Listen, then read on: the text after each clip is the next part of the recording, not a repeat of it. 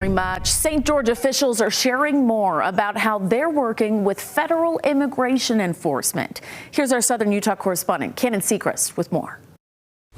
The Washington County Sheriff's Office entered into a 287G partnership with ICE just last year, allowing trained deputies to assist with certain immigration enforcement functions inside the jail.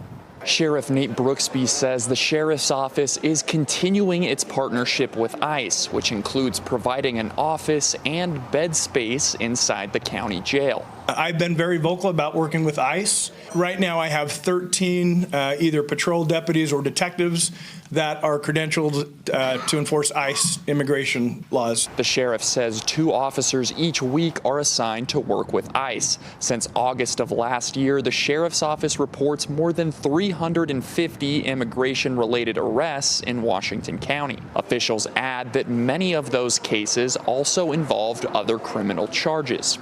When I talk about the worst of the worst, we're looking for people that are drug dealers, sex offenders, murderers. Fraud docs is a big one. So if you are in the country illegally, you don't have the right to work. So when you get a job, you're presenting identification, and that identification is fake. You'll see an individual booked in on a DUI, and then within 24 hours, you'll see an immigration hold. So that's part of the low-hanging fruit. If you're going to be in the country illegally and you're going to commit crimes and end up in my jail, you're going to be turned over to ICE. Earlier this year, protests broke out across the country over ICE enforcement practices, including here in Washington County.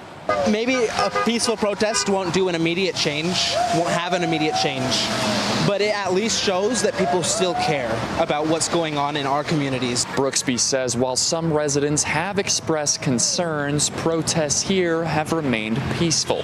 I see what's going on back east in some of the big cities. We've had some protesters, but they've been very peaceful and not causing any issues. Obviously, they have the right to their freedom of speech, and we're going to protect that. The sheriff says the partnership with ICE is continuing as community members voice support and others express concern. Reporting in Washington County, Cannon Sechrist, ABC4 News.